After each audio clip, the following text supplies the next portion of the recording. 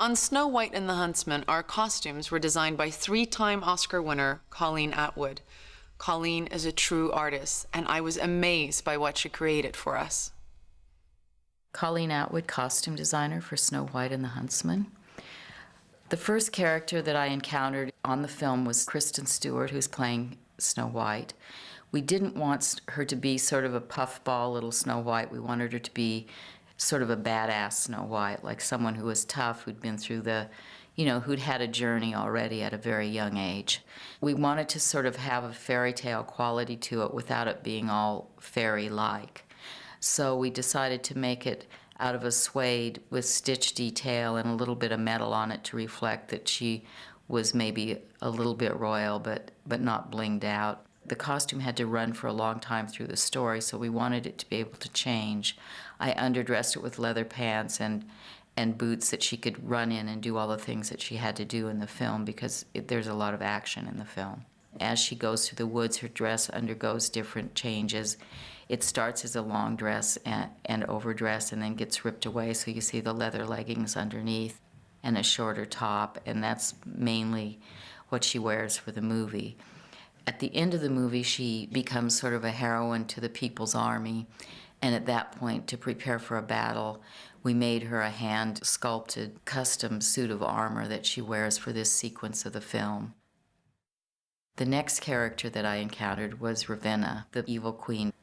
Her crown was an important part of her character. It's iconic, but also it's totally a Romanesque kind of design. A lot of her costume elements were reflecting death. There's a collar made of stag beetle horns. There's actually a dress made of beetle wings in her wardrobe.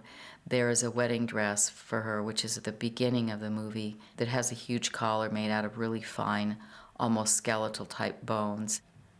She also has a cape made of cock feather that have been carved and sculpted into a shape on a cape. I call it her transforming cape because she becomes birds when she wears it. So all in all, she's quite the haute couture sort of queen, but with a sort of aged, kind of rotting edge to her.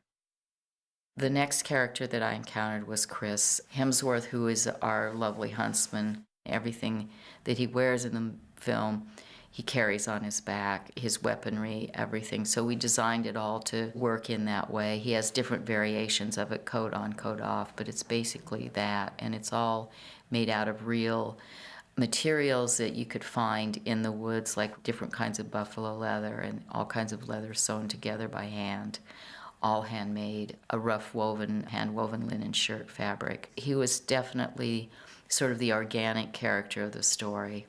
With the design of this film, I had two armies. I had a shadow army, and they were a very high concept, sort of off the beaten path sort of army, non-classic.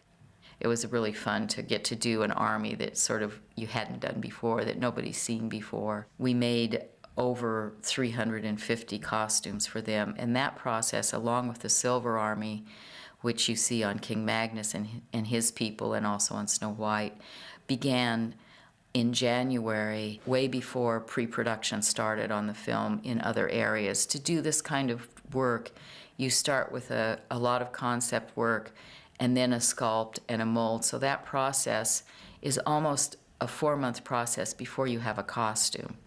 So we had to begin these guys even before we had a final script. We knew they were going to be in there.